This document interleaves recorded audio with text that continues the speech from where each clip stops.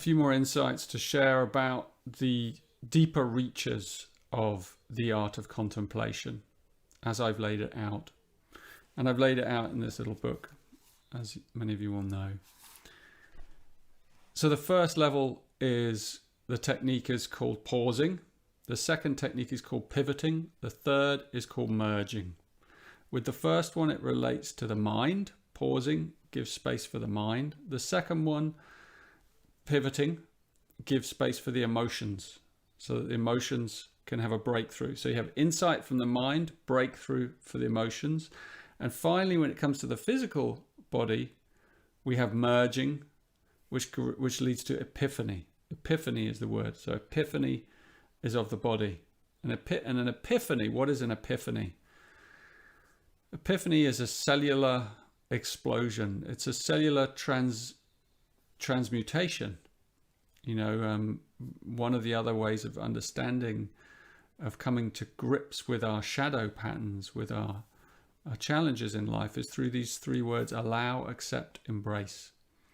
And this embrace is the third layer. So again, allow is the first one, accept is the second, and here the deep core work is done in the cells of the body. So for a truth to emerge out of the practice of contemplation takes time, and it takes time to really come down into the physical body. And when it does come, it comes as an epiphany. It comes as a cellular kind of, it can come in different ways for different people. It can come through tears, through an intense rush of truth. It can come through a sort of deep explosion of joy or laughter.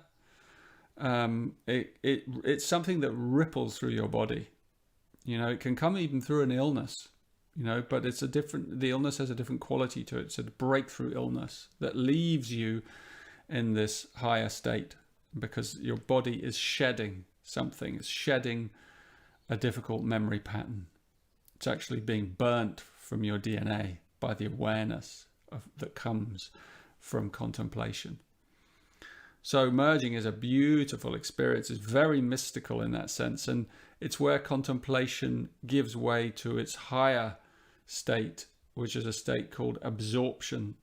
Contemplation then begins to turn into this state called absorption, which is more of a mystical state, and in which our body starts to secrete hormones, through the pineal gland and pituitary gland, that allow us to access deeper states of wisdom that are ongoing.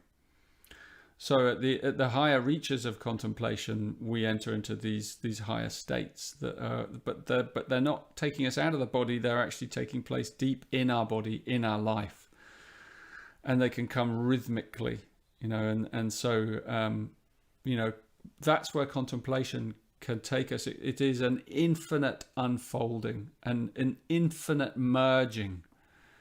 And we merge deeper and deeper into the field, into the different dimensions of time, beyond time and space, and it just continues to open, like the petals of a flower. And the opening that contemplation leads to is endless. It's endless and infinite. It's important to understand that there is no end to it. So it is a constant journey of explosive journey of awakening, through layers and plateaus and and mountains and hills over hills, so it continues to open us from the inside out, and after a while contemplation becomes more than a habit, more than a technique. It becomes a custom, of who we are. It's like it's deeply embedded in our nature, and it becomes mysterious in that sense, because suddenly we're no longer doing the technique. Almost the technique is doing us, and there's a sort of reversal, and that's where the heart begins to really open up, and deliver us to the other side while staying here. difficult to explain the merging. I mean, some of the things that go with it, like one of the qualities that comes is the quality that the ancients call ahimsa. Ahimsa means harmlessness. In other words, it's an emanation of harmlessness that we give off, because there's so much truth emerging through our being that the one thing that overrides all others as an impulse in us is we want to love people. We want to serve everything. And so this essence of harmlessness comes through us, like you wouldn't harm anything. And it's the purity of the heart that just is seeing its own essence in every creature, in everything, in every person, in every being, and even the shadow states. This is the, in merging, we start to see even in the shadow states, even within evil and corruption, we start to see the light there too. And we begin to leave the game of revolution and empowerment, and we begin to enter into this wider field where we see everything as conspiring towards the light. Everything moving, even in its dark phases and its, challenges. And so we become very blissful in that way. The other thing that comes with this stage is humor. Humor, great humor. And the humor comes from stepping out of the game, of realizing that it's a game, realizing that it's a drama. And that does not take away one iota from our empathy with those who are suffering.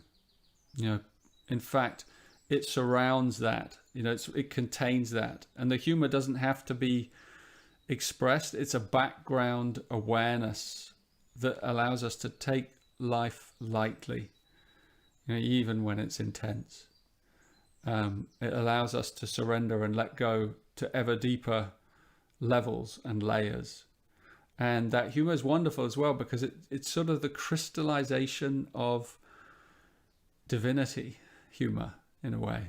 And there's these moments of just it's the trickster of, built into nature everywhere, that you think you understand something and you don't. It's like you're just constantly vaporized. All your knowing is vaporized by the void, by the great mystery. And so the great teacher, can always surprise you. Someone was telling me a story the other day about Jesus, when after he'd resurrected, and they told this story about how the intensity of that resurrection, and then he comes back and he appears to the disciples for the first time, and the first thing he asks, I don't know where the story comes from, the first thing he says is, "Have you got any food?" It's just this lovely moment. It's like, "Have you got any food? I'm starving." It's just been on this journey. Anyway, it's like those kind of moments that transcend understanding, but give you an insight into truth and the wonder of truth and how it's hidden in all these unexpected places. So it requires a huge openness, and that's what merging gives us, this massive openness in our being, so that the unexpected can appear at any point in any way. And I hope that gives you a flavor of merging, and it comes right back to those pauses. Every pause that we take is an invitation, a possibility for greater merging. And they can be the tiniest moments. Our merging can be the tiniest little things. This morning I went out to watch the sunrise, and as I was out there communing, beautiful sunrise, I turned around and I saw on the ground one of these little beautiful wild lilies, and it was like that shape, like this kind of beautiful crescent shape, and kind of like a vagina, and in there is this little stamen, so it's like really phallic, but it's looking towards the sun. I became entranced by this creature and how it had shaped itself and grown there, and I kind of, I was just staring at it for hours. It seemed like hours, just contemplating it.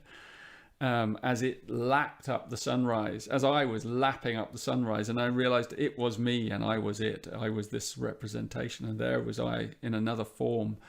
And like, our contemplation takes us to the most unexpected little places sometimes, where something mysterious just opens up, and we realize we are that, and we begin to merge deeper and deeper with nature and with life and the events in our lives. So it's a really it's the greatest teaching. It really is. The art of contemplation. Just keep exploring it.